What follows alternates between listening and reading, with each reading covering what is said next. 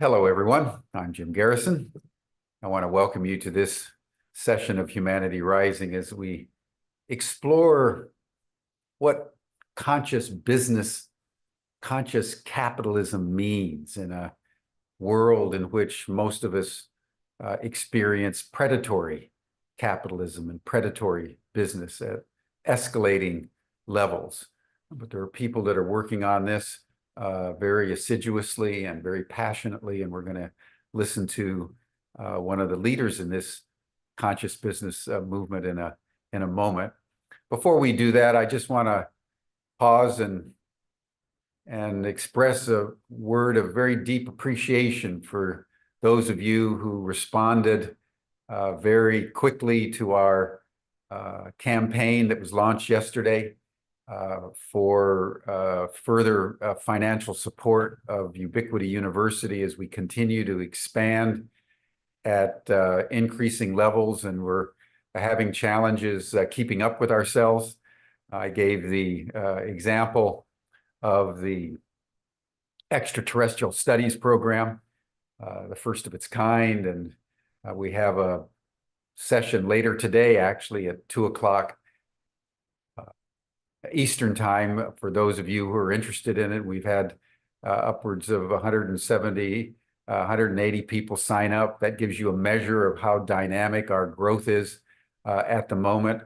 And we, are straining at the bit a little bit to keep up with ourselves. It's a wonderful moment to be part of an academic institution that is engaging in not only deep learning methodologies and pedagogies, in a world in which knowledge is really the only thing you get, out of Harvard or MIT. It's all about facts and nothing but the facts and that scientific reductionist paradigm. Ubiquity University is based on Plato's notion that it is truth, it is beauty, it is goodness that animates the world in the deepest sense. And that not only truth and beauty and goodness animates our world, it's the foundation for the cosmos itself. Just look at the stars at night. You see exquisite beauty in complete harmony. And it's good and it's true. Ubiquity University is one of the few academic institutions anywhere that upholds a learning process that brings these three great virtues together. And we've been pioneering academic partnerships. I've mentioned before that the extraordinary irony in the world of education these days is that most of the best content is coming from outside academia. And so, for example, if you want to develop a program in extraterrestrial studies, Ubiquity is partnered with the New Paradigm Institute, which is working to bring to bear the facts about the whole UFO phenomenon.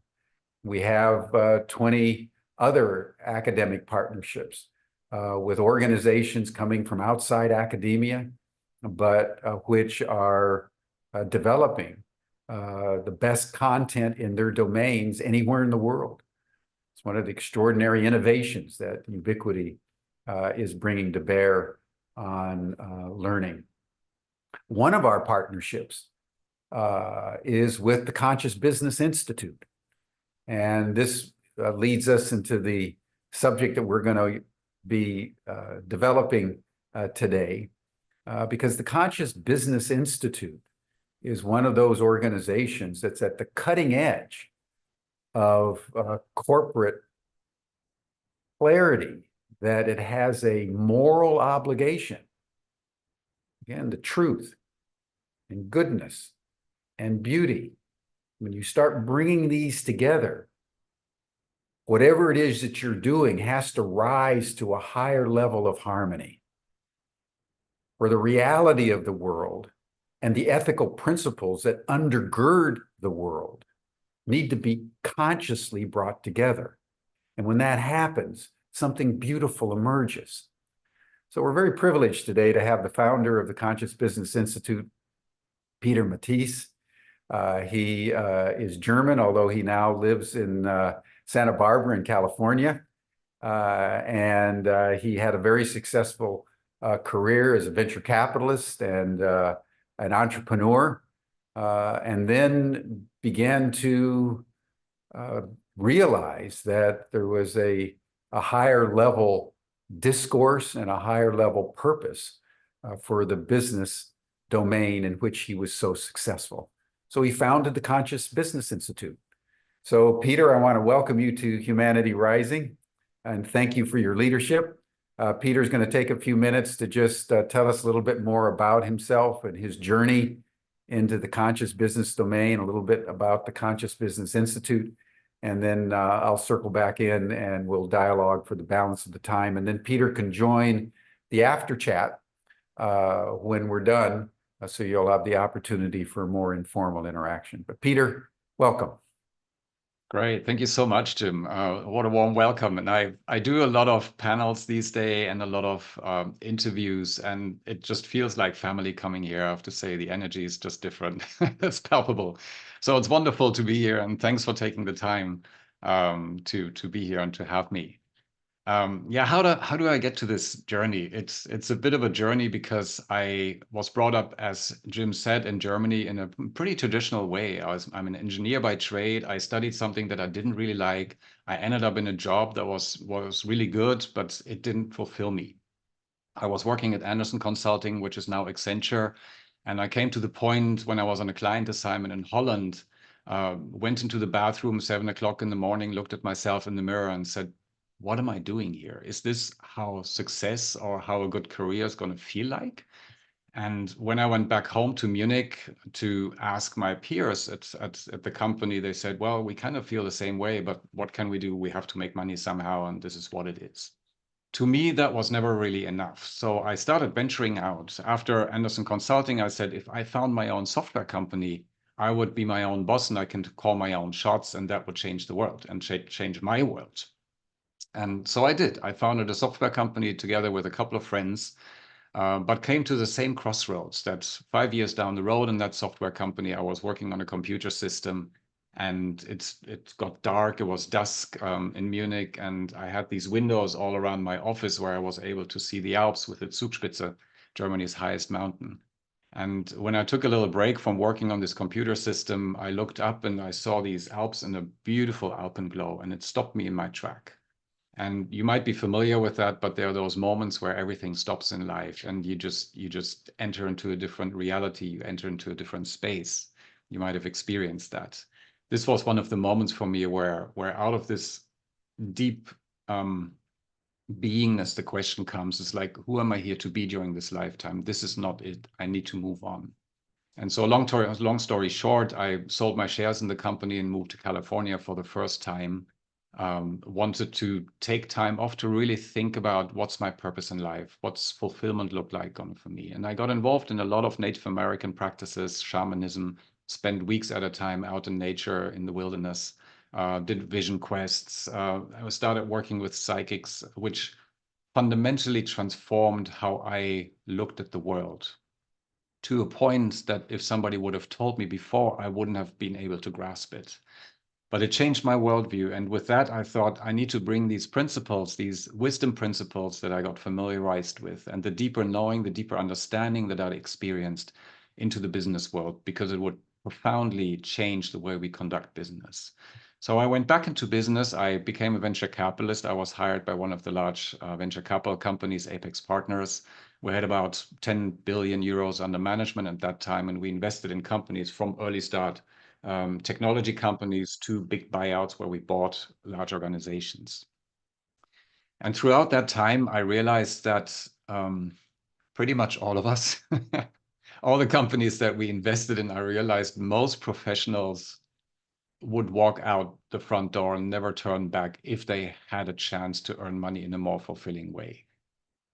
There's this high level of disengagement, which Gallup talks about. 80% of people are disengaged and really are looking for a different way to work and live. Conscious quitting, quiet quitting, everything that you read about in the New York Times and other outlets, people are looking for a different way to work. And I feel this is an epidemic, this is a pandemic that we are having that is not very much talked about, that doesn't yet make the headlines, but it causes a quiet suffering for millions and millions and millions of people. And I was one of them. I always was successful. I was a venture capitalist. I flew first class. People said, hello, Peter, when I went and boarded the plane. But whatever success looked like for me, it didn't feel like it. I went home, I came home, and I felt tired. My body was falling apart. My relationship to my wife at that time was falling apart. So something wasn't working. And I was deeply frustrated because I wasn't fulfilled at my job. So I quit everything. In 2002, I left everything behind and said, if I want to find a different way to work, which was desperately needed, I thought, I need to get out of the system myself. So I left everything behind, moved to Santa Barbara because my psychic mentor, he said, you should try out Santa Barbara. So I followed his advice and ended up here, and still am here after, I think, 20 years later now. A couple of years down the road in Santa Barbara, I was doing a workshop in New York. And on the flight from New York to Charlotte, where I was giving another workshop, I had an insight. At 6 o'clock in the morning, I was kind of dozing by the window in the plane, and I had an insight that said Conscious Business Institute. That was in 2004, where conscious business was not heard of. There was no book out there. There was no institute. There was nobody talking about conscious business. And I saw this right in front of my eyes, Conscious Business Institute, and in that moment knew that this is what I wanted to do with my life. My purpose had found me. And although it was way too big at that time, I was scared. I didn't know how to start. It took me a year before I had the courage to do anything. I founded the Institute in 2005. And since then, we've worked with organizations from all over the world and helping them transform the way they work and lead. And I want to just dive into the approach just a little bit so you see how it works and how you can maybe use it for your own life, because the approach that we found out doesn't only work for organizations. It's a universal approach that works for all kinds of entities, whether it's a school, whether it's your own relationship with your spouse, whether it's the way we govern our institutions or we govern our countries. So I'm going to share the screen for just a second here so we can follow along, and then we can dive into a conversation around that and many other topics, I hope. So our ideas, we speak to so many leaders and they are all asking, is it possible to transform our business, and how can we do that? Because when we try it, it usually doesn't stick. There are so many organizations that try to change. There are so many individuals that are trying to create a more conscious way to work, but for some reason it's difficult to make it stick. So what we needed, we realize, is a system to get there. Something that sticks, something that's measurable, something that's scalable across an entire organization of 100,000 people, and something that's validated academically so people trust it. So when I came to a crossroads when I was in Napa about 15 years ago, I had a light moment again, another one, maybe two of them in my life, that I asked what really makes a conscious business? What creates a business that's truly inspiring versus the ones that are not inspiring? And what I received and later validated with hundreds of leaders within our team is that conscious businesses need to fulfill these 4 quadrants that you can see on the slide here. Let me just lead you through them so you can see how it actually would feel when you work in your own organization or one that you're involved with. The top left quadrant here is the individual. It is the quadrant of self-expression. So imagine that you can be in an organization where you can truly be yourself. You can be authentic. You can express your gifts and talents. You have a purpose. You can bring your purpose into the organization. You don't need to operate from fear and stress all the time. So this is the quadrant of individual self-expression that I mentioned, which is the deep human need that every one of us has, self-expression. So this first quadrant raises us in our consciousness to help us understand who we are here to be during this lifetime and how we can bring this into the world. Just imagine how that would feel if you could show up that way in an organization. Now to the top right quadrant, if you then are able to truly connect with other people, to not just work with each other, but collaborate, maybe share a vacation with each other, have genuinely meaningful, deep relationships, because again, it's a human need that we all have as individuals, is to connect with each other. How would that look like? How would that feel in an organization? To the bottom left quadrant down here, building a purpose-driven culture, because we all want to make a contribution in the world. Just imagine that you can have a common purpose and you can really make a dent in the world. How would that feel in an organization? Again, a deep human need that we all have is to contribute. So it fulfills our deep human needs. And on the bottom right-hand quadrant, that's the business stuff. If you can then be sustained, if you can make money, if you can have profits, if you can feel safe, because it's yet another human need that we need to get fulfilled. Just imagine for a moment that all of these 4 quadrants would be fulfilled for you in the workplace. Would there be any reason you would want to leave? Oh, of course, this is a rhetorical question. We've asked many people that, and they usually said, no, this is a company I would want to stay. Why? Because business is not about business. It's about fulfilling our deeper human needs. And if we get our deeper human needs, self-expression, connection, making contribution and being safe and sustained, when we get them fulfilled, there's really no reason that we would want to leave an organization.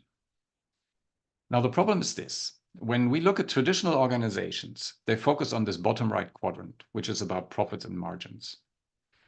Wouldn't you agree? So, of course, most organizations do leadership programs. They maybe do team engagement programs, or they create a beautiful mission and stick it on the wall. For some reasons, oftentimes next to the toilets. I haven't understood why yet. But you can see that these are just becoming a lip service when you know that the business that you're working for, or your leaders that you're working for, or the investors that are investing in your company are ultimately about profits and margins. When I know that my leader is ultimately caring about profits and making a sales targets, then all of these other things here that he might say, I care about you, I care about building a great team, just become a lip service. And ultimately, this circle doesn't sustain itself. This is what happens in most organizations. This is why cultures break. This is why trust breaks in organizations. So the question is, how can we build an organization that can fulfill these 4 quadrants and sustain them in a way, even in critical situations, when money is short, when we have to take difficult measures? And lastly, what is this conscious leadership approach that's necessary in order to build that kind of an organization and sustain it? And of course, we've developed programs to create that sustainably in an organization. But just ask yourself for one moment here, if look at your own workplace, look at your own life, look at your own relationship maybe, and look at any area where you feel frustration or where you feel not fulfilled, that something is missing. And you can just look at these quadrants here and see which area that would be. Maybe it's finances and it's down here. Maybe there's a relationship issue that you're dealing with your boss or with a peer or with your spouse or something, or family member, then it would be here in this segment. Maybe you're missing purpose, then it would be down here. So just take a snapshot for yourself and say, which area would I like to focus on? Which area would be healthy and increase my well-being? And realize if these areas are fulfilled in your own life, that life would be pretty cool, wouldn't it? So let me stop here for a moment and hand it over to Jim, and we can start having a conversation about this and many other subjects.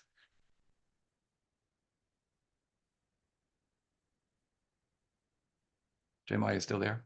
Yeah, I was just getting my buttons together here, pushing the right buttons.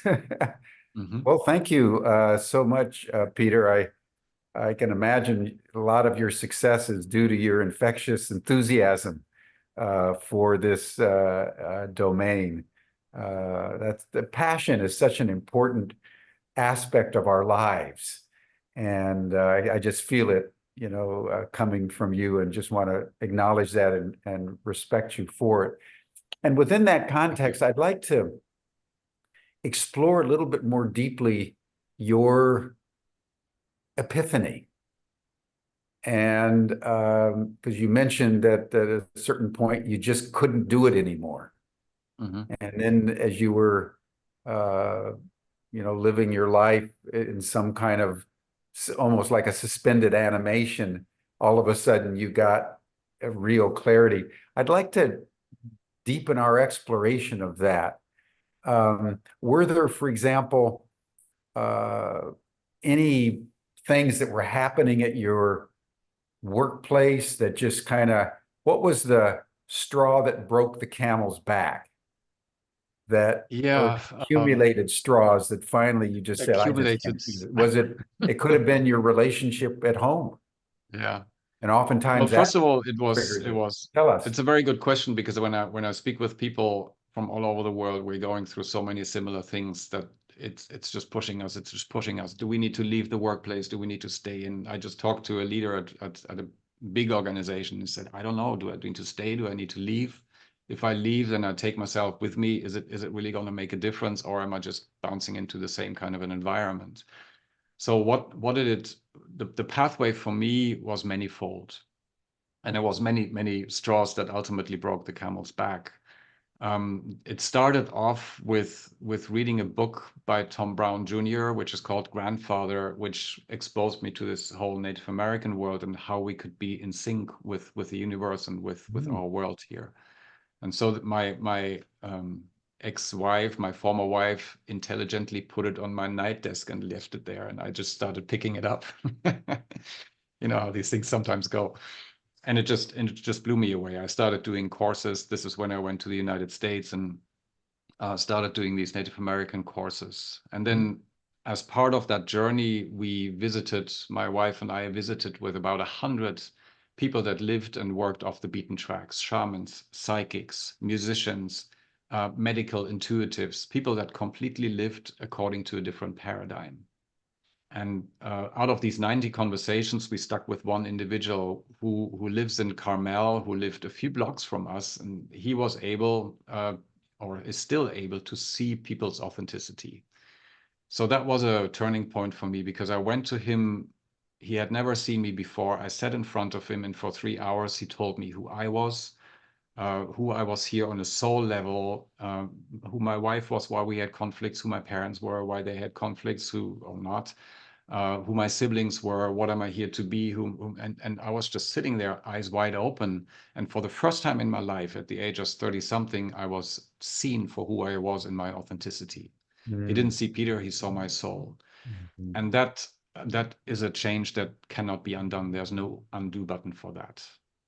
So it allowed me to recognize, to surface who I was here to be, and it was so in resonance with what I felt inside, but which I didn't allow myself to live.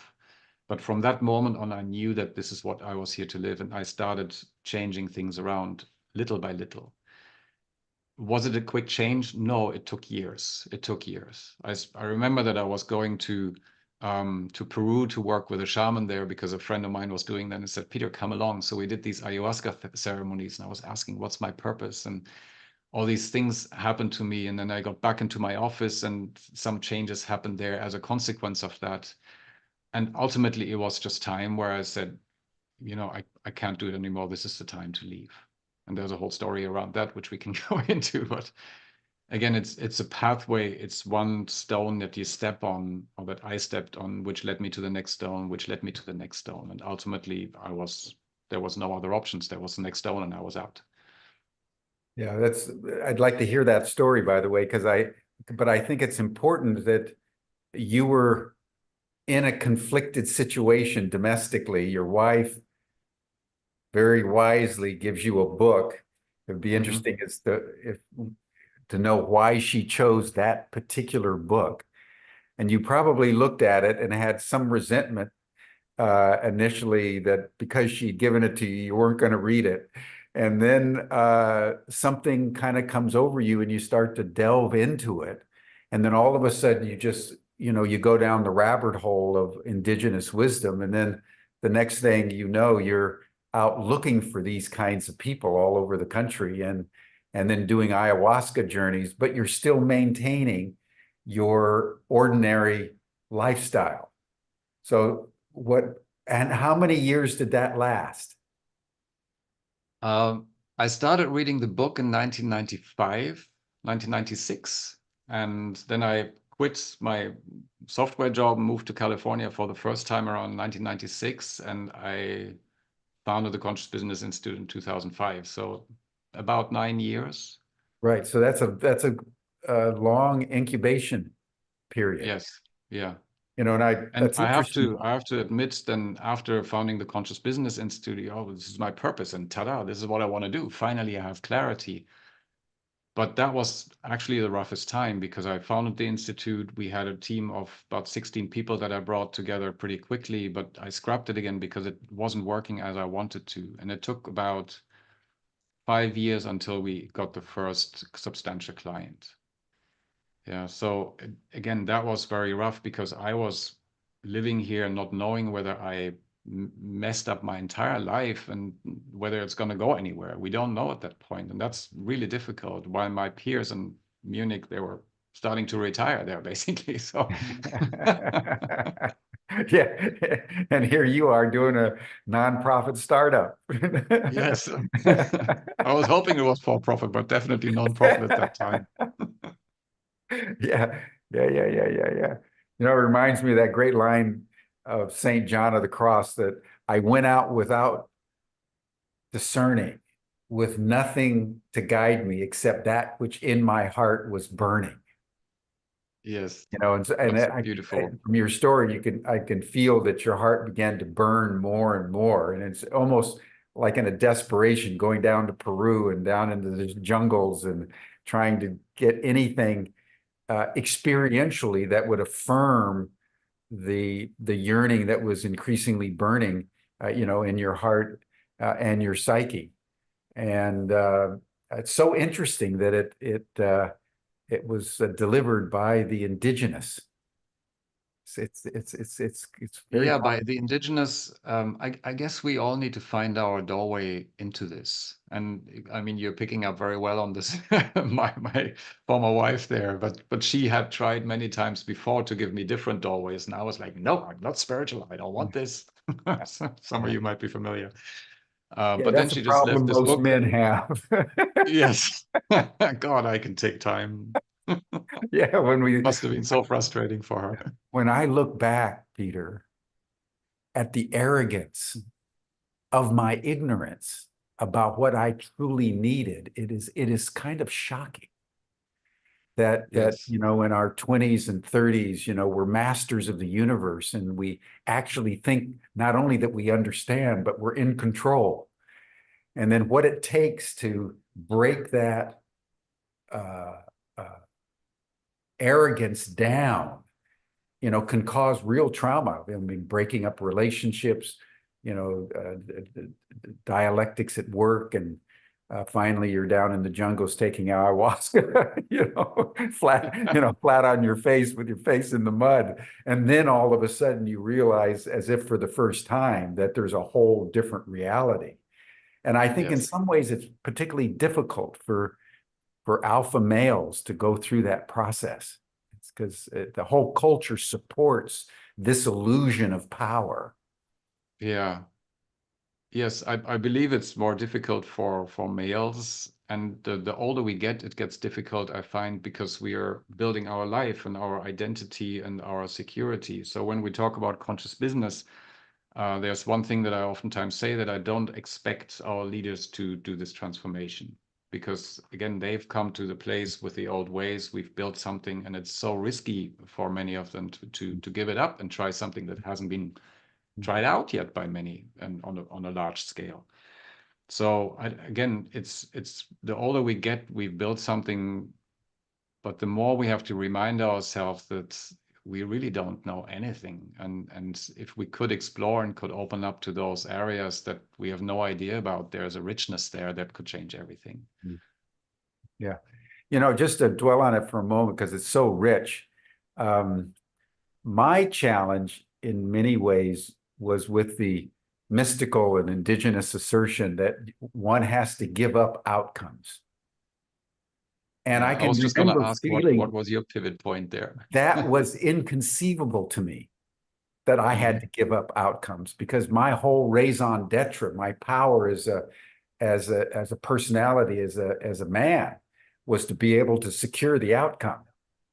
And all of a sudden realizing that not only was not what it was about, but it's impossible to control outcomes, was a real shock to me, from So which I what think I actually, I still mean, to get it recover. here, but actually to do it differently, Exactly.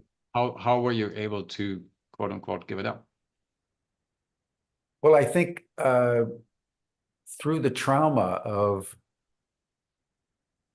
experiencing in my life two things. Number one, I had several experiences where I became, I would say, socially coercive in trying to secure an outcome that didn't want to happen. Mhm. And I think that's when we do violence to each other, is when one party is just absolutely sure and demands that the rest of reality conform to their particular way of viewing things. And then I think, secondly, having experiences like you had in Peru with the plant kingdom and other modalities where you're led into an experience in some ways against your will, where the cosmos is constructed as the intimacy of the cosmos is the intimacy without boundaries, without certitude, and even without trajectory or directionality. And when I began to experience that, at the same time of catalyzing tragedies around me, I began to realize, what's wrong with this picture, Garrison? You need to kind of start over here. Mhm. And I think that it's through that process that I really grew. But like you, it wasn't an easy process, because all of our conditioning and the whole culture supports the illusion. Yeah.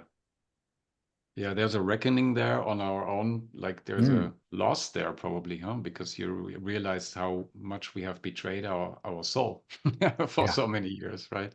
yeah, And on the other hand, you're suddenly the only one in the forest of workers and doers and accomplishers, and you're trying to do something different, and it's challenging to do that.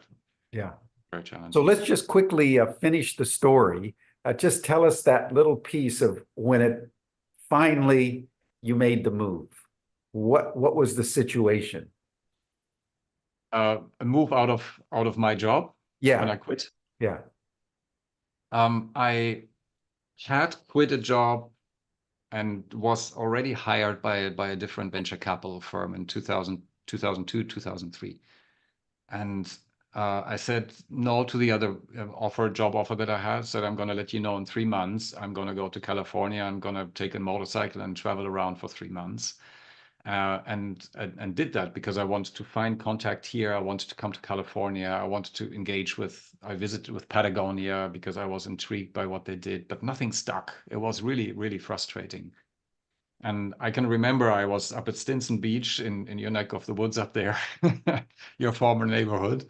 It's a long beach of 4 miles that runs this tiny little town. I arrived there at night with my motorcycle and had a little motel. And in the middle of the night, I woke up at 3 o'clock in the morning. And I said, I need to call this venture capital firm. I want that job. I can't take it anymore. This uncertainty, I can't take it. So in the middle of the night, 3 o'clock, I went to the payphone. Cell phones kind of were a little more sparse. Humming streetlight and me on the cell phone. I reached the guys in the middle of the night and they said, we just gave the job away yesterday to somebody else.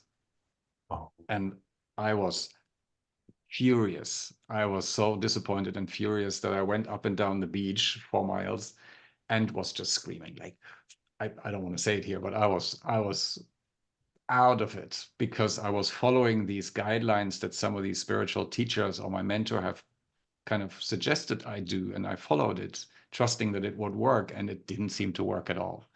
So I was cursing them, I was cursing life, I was having a really hard time. So I decided that night that I would convince them to take me back into the job. And so they gave me the job instead of the other person. And I went back to Germany for another year. oh, wow.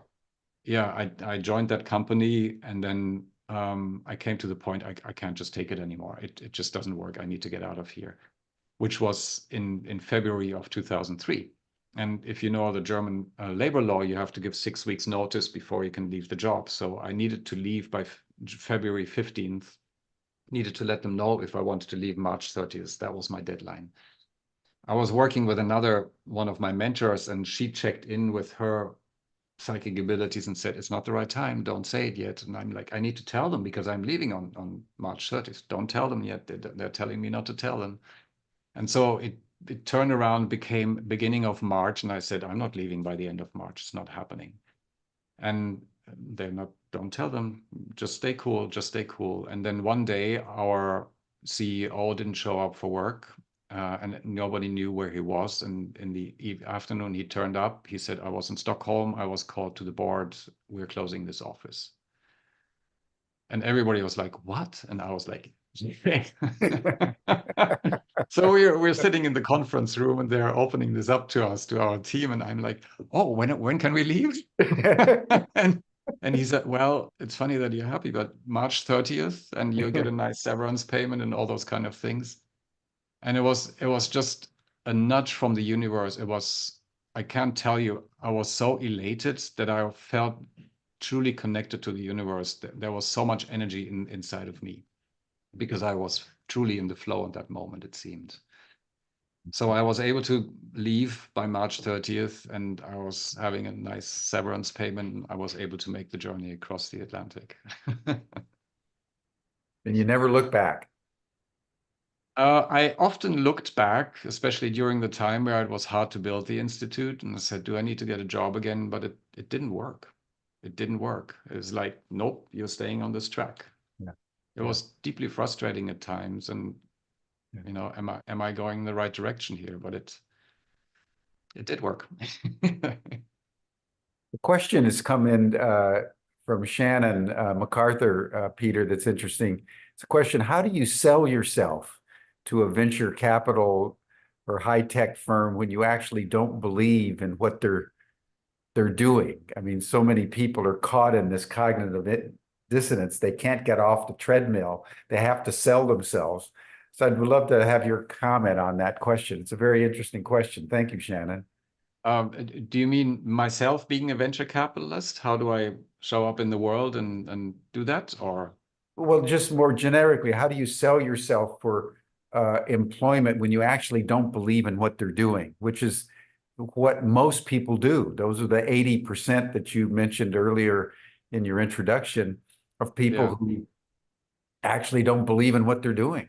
They're bored, they're depressed about doing it, and yet they stay on the treadmill. Yeah, it's a very good question. I mean, for me, it was there are some easy parts because I believed in building great companies, and I believed that I could make a difference, and I could be a venture capitalist because I would go into a company, be a board member, and really care about building an awesome team. And I did that. And whenever I was on the board of a company, that's what was really appreciated. So you pick your areas, or I picked my areas where I could say, this is what I can live.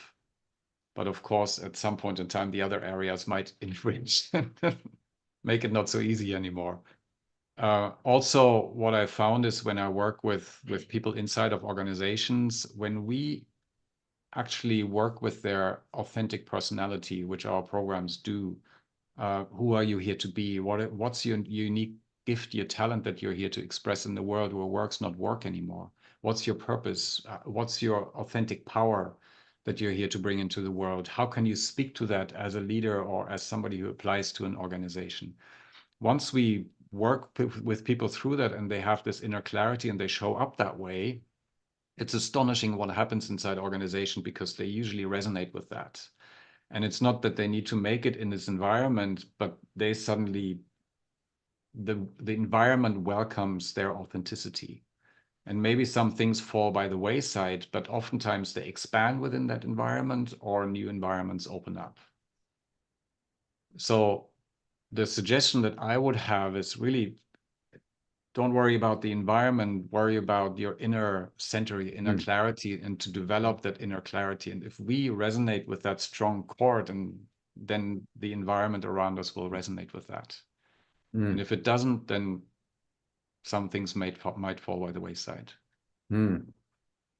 Now, Candy Leonard is asking a related question about Google. And since you're there in California, you may have further details, but she was pointing out that a number of Google employees are on strike, and several were arrested just yesterday. And they were saying that they just don't believe in what they're doing. That's a variant of what you were talking about. So do you know further details about what's going on at Google? Because I know there's been employee turbulence and dissatisfaction that's been growing inside the company for some time as the euphoria of working for high tech has given way to the reality that this is a form of authoritarian control over the mass consumer market. Yeah. It's fascinating. I don't know any details about this. I just have a few friends at Google that tell me a little bit about what's going on. But it's fascinating to watch, because if this would never happen at Deutsche Bank, because people don't expect to have a good workplace there. This would never happen at United Airlines. Yeah, Because you don't get people fault when suck it the up because they never expectations are promise. very low. Yeah, exactly. Google promises to be a high-end business that allows people to thrive and all these fantastic things that we do. And we have this great culture.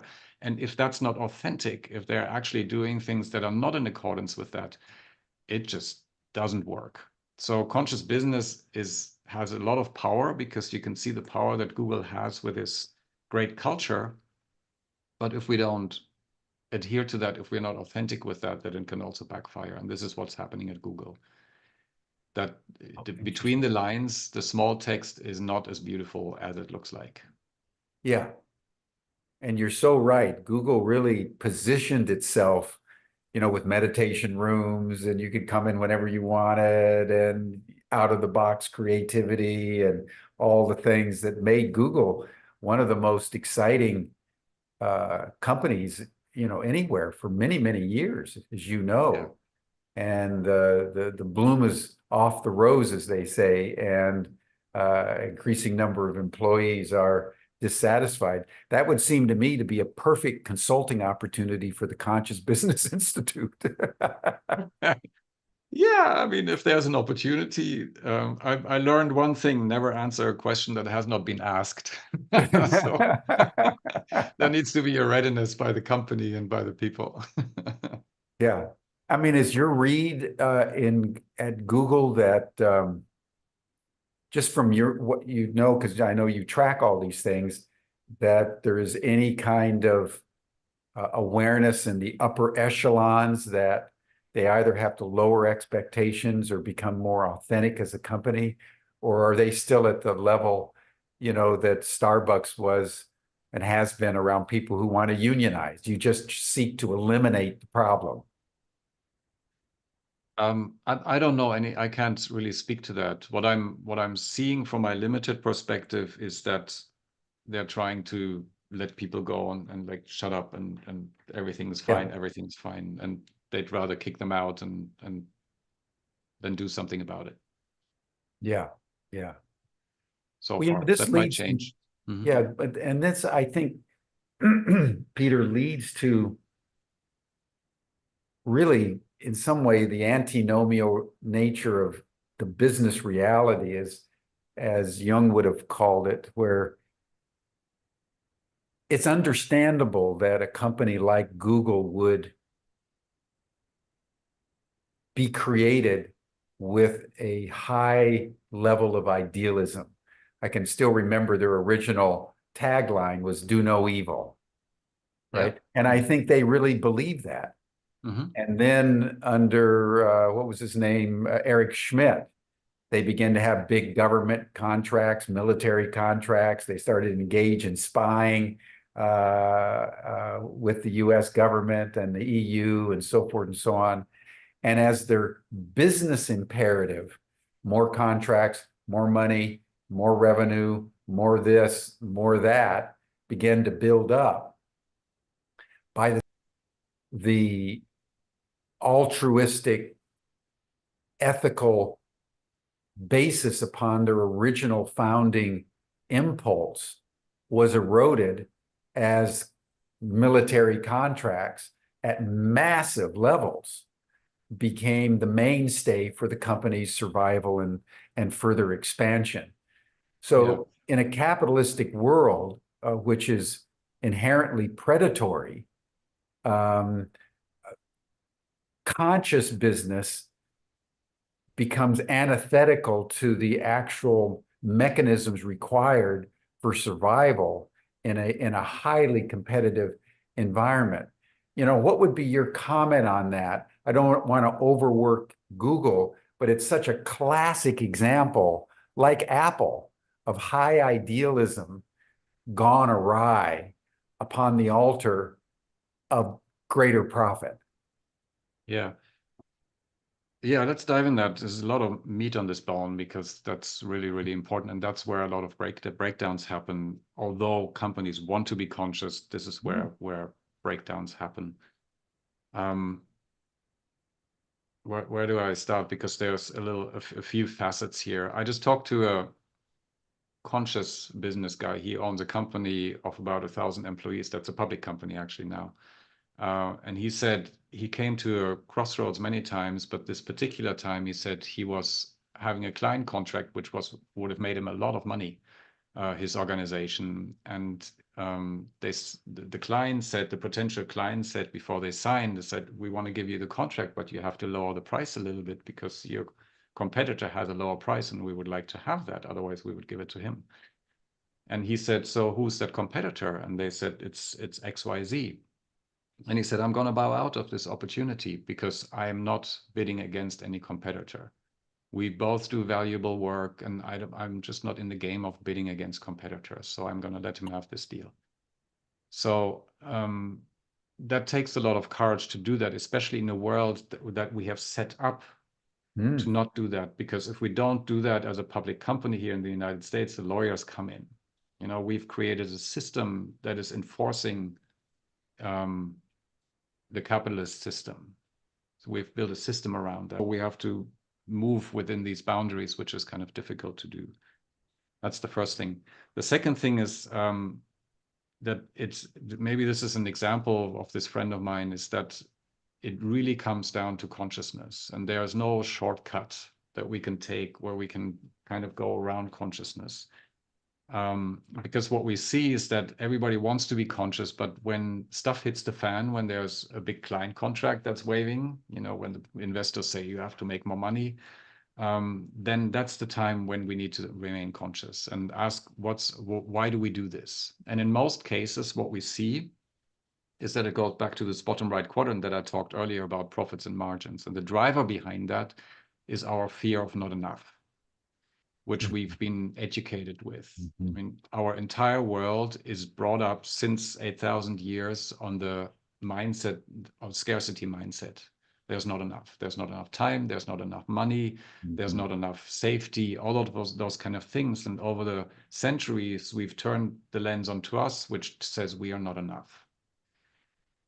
Yeah, and so what we're doing since early childhood is we're trying to be enough. We're trying to please our parents. We try to please our teachers. We try to please our boss. We try to make more money. So we're not because it fulfills us, but because it's not enough. We need to make more. And this deep human driver, which we call the model of dominant subservience, which governs our world throughout, is something that we need to pay attention to if we want to build more conscious businesses. Because it's exactly that jumps in when we go into greed, when Google says, you know, I'm going to leave my values behind because for some reason it's not enough and there's a bigger pot. Yeah, and then they focus on that and it discards their values, it discards their mission because it's driven by this fear of not enough. What if I don't do this? Oh my God, there's so much money. Yeah. So our life is a classroom for overcoming our fears, I believe. And for us to step into our authentic power, which means that we need to be intimately familiar with our emotional system and this model of dominant subservience when we behave from this mechanism of, oh, there's not enough. Mhm. Yeah, and any frustration that we have, any fantasy, oh, if I just did this, this would be wonderful, or any frustration that we harbor is a sign that we're in this model, that we're actually operating from this model, and that we're not in our authentic power. Mm. Mm. Yeah, good point. Good point. Yeah, I can certainly find myself many times a day in that. I think we all do. You know, and it really speaks to some of the deep contradictions in our political economy. We have an economic system that is predicated on greed, basically, and this notion deeply embedded in our psyches that whatever you've got, I remember that great line from Henry Ford, one of the richest men in America back in the early part of the 1900s, and he was asked how much is enough, and he said $1 more.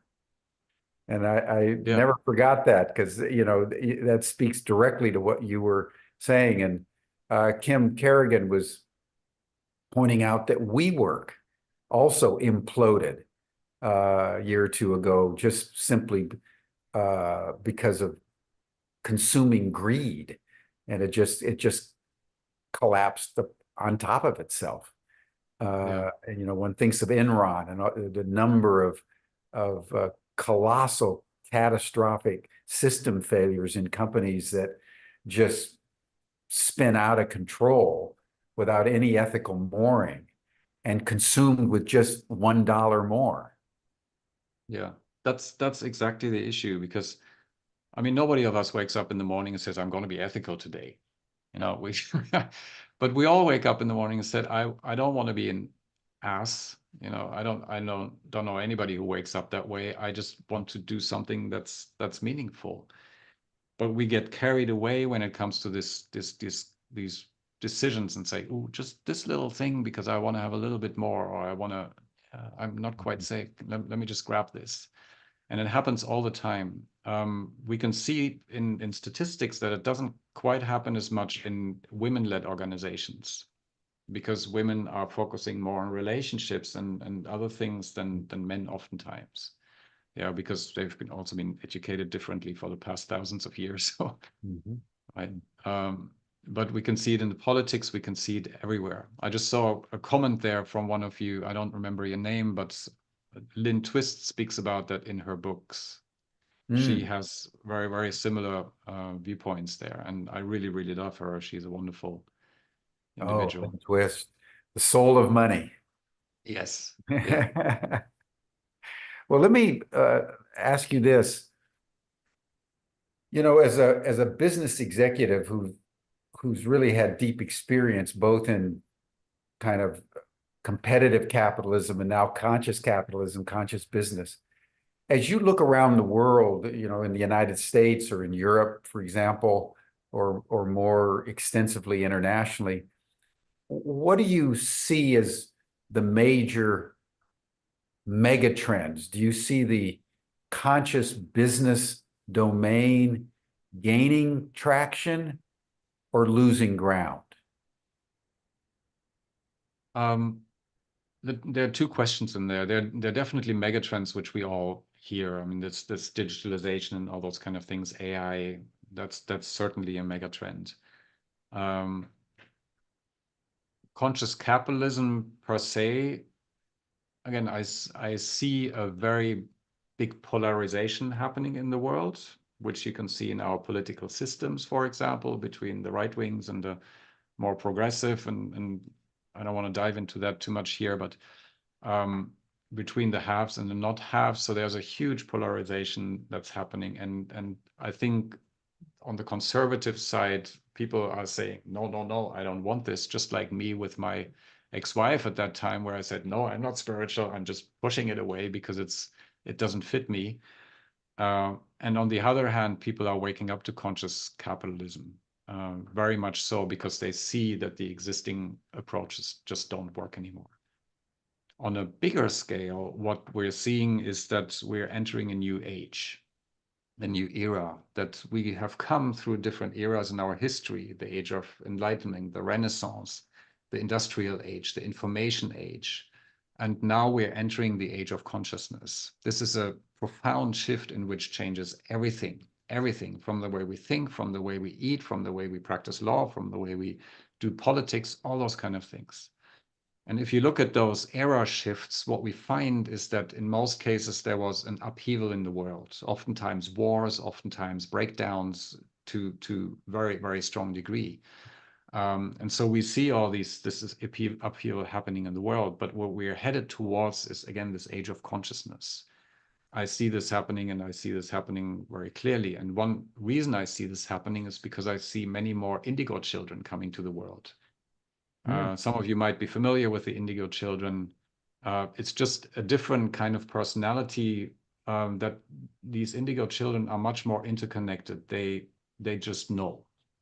Yeah, they are much more androgynous. They are not, they're androgynous, and they're connected to a higher source. Michael Jackson was the first well-known indigo personality. And I can give you an example of a friend of mine. They have an indigo child. And when this indigo kid at the age of 6 went into school several years ago, he just said, you need to talk to this person's parents. There's something going on, to another person, 6-year-old. And so they talked to the parents, and they found that they were completely neglecting that kid, that they were separating, that they didn't talk to each other anymore. So the indigo child just knew and just felt this connection to this other child and was able to put this on the table. And so we have come from several ages. And if you look at these color spectrums, we are now in the violet age. This is the purpose-driven people. This is the Martin Luther Kings, the Gandhis, and Mandelas of the world, which say, I have a purpose, not I have a goal. But you can see that many of them, since the 60s, were first killed, were eliminated because it was uncomfortable. But then it became more popular. And now if you look at, since we are in the middle of the violet age, everybody has a purpose. 80% of the kids want to work with purpose, the younger generation, the millennials. So we're in the middle of this violet age, and we're at the brink moving to the indigo age, which of course has big implications if you look at the way businesses need to be run, if we want to cater to these indigo children that are coming to the world.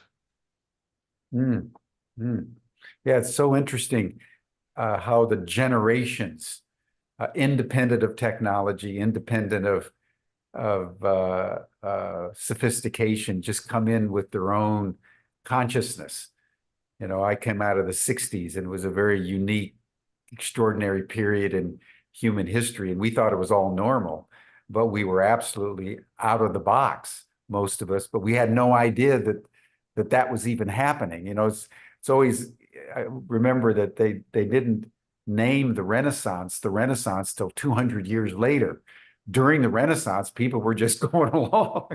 They had no idea they were in the Renaissance. It's something that was attributed to them much, much later, initially by a French historian. So, I mean, it's interesting that these indigo points of consciousness are beginning to surface in the culture right now in kind of a spontaneous way. Yeah.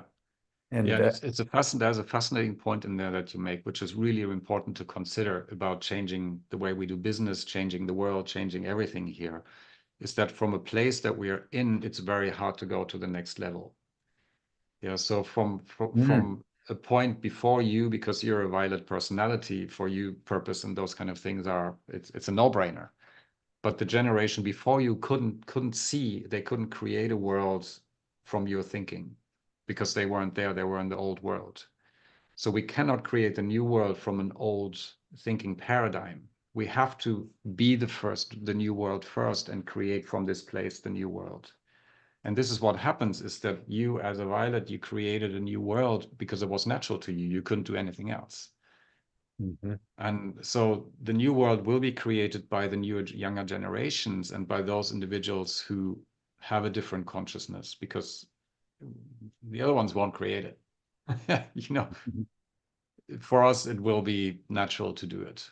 It's like, it's a no-brainer. Why haven't we done it 50 years ago? Yeah. Now, Mary Thorpe is asking a question. Do you use human design in your work, which she calls the science of differentiation? which gives people a laser access to purpose and living in alignment with our individual design. Do you know that whole body of work? I do. I love it. I have learned a lot from myself. It has transformed my life. I have to say there are Oh, some really? nuggets in there. Oh, definitely, yes. In how I operate, in how I make decisions, for example. Um, I use it whenever I can, but not to the extent, not very much at this point in time, because we have our personality assessments, and I usually use human design as one of the parts of the personality assessment. But we have 4 or 5 other ones, so most people focus on those first. Gotcha. But it's Gotcha. very So that's powerful, and one of I've the used it. tools in your toolbox, but not the Yes, primary one. yeah, kind of more on the fringes right now, but yes, definitely. Yeah. And what would be the primary tools that you use? We have our own programs. So for an organization, we have a culture assessment. So if you look at the 4 quadrants that are shown at the get-go, it's like an organization can assess where they stand in these 4 quadrants right now on a snapshot basis, but we're moving into a real-time basis so that a company can actually see what's going on in my team. How conscious is my team? How does it operate, and where do I need to improve? So that's an organizational self-assessment. On a personal level, what we do is the color assessment, which gives you your authentic personality, who you are here to be during this lifetime. This is the experience that I had with my mentor that rocked my boat. So we definitely give that to other people and to teams. The second one is a personal magic assessment, which is your unique gift and talent that you're here to express. That when you do that, you're in the flow. You can do that at 11 o'clock at night and it's not work for you. The third one is to discover your essences. It's really your deepest driver, why you do everything in the world. To know those is important because you do everything because of that. The fourth one is how to discover your purpose, like to find your purpose. And the fifth one is this model of dominant subservience. What is your, we call it out of power mechanism that you fall back to when you're under stress, under pressure? And what is your typical behavior and what is the results of that? Wow, amazing. So you have a very sophisticated toolbox. Yes. Many years. And that's what you've been building since 2005. Yes, yeah. Yeah. So Now, again, it's a whole system. If you want to build a purpose-driven culture, we have a whole module and approach that allows an organization to do that. Yeah, so it's pretty sophisticated. And things, honestly, when I was a venture capitalist and I was looking down the main street there in Munich, I can still remember that I said, isn't there a system that would get me from where I am to where I want to go? And so out of this personal need and that I couldn't find it in the world, we've basically developed this system for individuals, for leaders, for entire organizations. Mhm. Now let me ask you, you've been working with companies now for 15 years or so, dozen years. What would you say would be your successes? Um, I feel there are many successes on a small level. When we talk with individuals, it just transforms their lives. You know, they said, I could have never imagined this has changed my life forever. I worked with people at Intel, for example. If we move up the ladder in terms of more impact, in vice presidents at Impact at Intel, that says this was the most life-changing program I have had, and they now ripple their people through it because they lead differently and they want their people to lead differently too. And then, for example, with a BMW subsidiary, we've worked with a few hundred people there. And she said it turned the entire organization around because suddenly everybody was conscious, responsible, taking action. There was a completely different energy in the organization. Mm-hmm. Yeah. And sometimes it doesn't stick. You know, sometimes an investor is there that says, let's cut the cord and go back to old ways because we're running out of money. And some people leave and some people stay, and that's very sad. Mm-hmm. You know, Mm-hmm. life happens. Yeah, so it's there's been positives and negatives. Times where the company just doesn't get it or won't go the distance. Yeah. or comes to that crossroads. I just had a company in Switzerland that we've worked with. We've taken the entire organization through our program, to our big program, which is about 18 months. They were all exposed to these same ideas. Some absolutely loved it. Some said, it can't really, they weren't quite there yet. But there were 2 billionaire investors in that organization. And one of the guys said, we're not effective enough. We need to cut half of the people. And on Christmas Eve, he chucked the CEO out. So it's one person that can upset the cart because they operate from a different consciousness. And this, I believe, is something that we need to look at in the future, is what kind of financial system do we have as part of an organization? What kind of investors are on board, because they call so many of the shots. Now, there's been a couple of questions about your color assessment program. Is that something you can make available to individuals who contact your company, or how does that all work? Or is this completely proprietary and kind of top No, we secret make it only for available. clients? Yeah, there are different stages. We have a module on our online learning platform, which it's cbi.training. I can chuck that into the, maybe Georg, you can put that in the chat, is www.cbi.training. And there are our modules, our online learning modules on there, and it's module 1, chapter 1, which has the online assessment in there for colors. People take that. Thank you, Georg, or Jim in this case. And then people can reach out to us and actually get a reading from us with this individual, or from this individual that I met about 20 years ago, who's able to see people's colors. And that's what a lot of people do, actually, to just book that. That's so fascinating. Reach out to so us. you met someone who can see a person's color. Yeah, what I said earlier, this guy in Carmel that I sat in front of, he sees colors and he gets a ton of information. It's like MTV when he talks to you. He's like, okay, Jim is this is what happened, this is what's going on in Jim's life. Wow. And he sees colors, so he sees your personality. And would those be the chakras, or it's a deeper?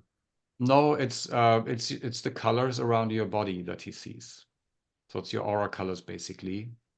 And you're a violet, yellow, and with some green, so we can tell. So you have the technique. Oh well, So I'm a I've been doing violet, this for a while. Let's put it that way. violet, yellow, and some green. Yeah, you can look it up in our online assessment, which I can put in the chat. That mean I'm in trouble, boss? This individual is in Carmel. I just saw it in the chat here. Yeah. Well, that's amazing. One final question, which I think takes us into the future, but I think it's worth grappling with, and that's the relationship between the increasing impact of artificial intelligence, which by many accounts has its own consciousness, and conscious business. So speak to us, Peter, about how you understand AI in relationship to conscious business. Because I think in the end, if we're not conscious about AI, we're going to be victimized by AI. Yeah. So speak to us about that's that. a huge conversation. My few nuggets where I'm currently standing, maybe that changes tomorrow because AI is changing tomorrow. Is AI is happening. It's just happening. It's just something that happens. The question is, with which consciousness do we develop it, and what consciousness does AI carry? And AI is a thing in itself. So to be against it or for it, I don't think it's the right approach. It's more, how do we steer this baby that's there anyway? It's not going to go away. It's there. The first question is maybe what consciousness does AI carry? And since it grazes from what's already available, it doesn't have a very high consciousness. It's just an engine that picks up stuff. there's no very high consciousness in everything that we create online. So if you look at every Facebook post, every Instagram post, it's about my cat, or it's about something out there. There's not a very high consciousness to evolve the conversation out there yet. Yeah, and so when AI grabs all this information, that's the consciousness that it works with. And right now the consciousness is not super high. So that's a concern. The second thing is what kind of consciousness is needed to move forward, because if it's an AI engine that will drive a self-driving car and it has to discern, do I drive over this pedestrian or do I kill the person inside the car? That's a very ethical question that we suddenly have to deal with now. It's it's two lives that are at stake here. Which one is more important? Yeah. So what kind of consciousness do we need to carry as somebody who creates AI? And to be honest, the ones that are out there, whether it's an Elon Musk, honestly, I don't think he carries the consciousness to carry this kind of a conversation, nor does many of the other people do that. Definitely not. So that's really the concern, right? And driven by, I need to be first, not good enough, not fast enough. It's a fear-based system that's driving this whole machine. So those are the real concerns, I believe. Yeah, that's a profound point, that the consciousness of the old comes into the innovations that could change the world if there was consciousness proportional to the innovation. But because that's missing, we end up being victimized by the technology more than helped. I think that's what everybody saw with Facebook. Yeah. And yes. So to the point, what we're looking at developing together with somebody is an AI system that picks from the wisdom traditions, that picks up from a different consciousness. So you can use it as a coach in the pocket, for example, and ask questions and get answers from a different kind of consciousness for your questions that you have. My boss sucks, what do I do? And then you get an answer from a different level of consciousness, maybe. Yeah. Well, Peter, thank you so much. This has been fascinating, just fascinating. And Jody, one of the panelists has assured me that violet and yellow and green are good to have in your aura. So I feel comforted by your observation. They're no good or bad colors. They're just colors. They're just colors, but you're doing what you're supposed to do. So does it align with your life? Because we do everything with our colors. So yeah. And the Conscious Business Institute, everyone, is one of our academic partners at Ubiquity. So you can see the kind of diversity, but also the quality that we are attracting to our partnership program. So Peter, you're one of the community, one of the family. I want to honor that and thank you for everything that you're doing.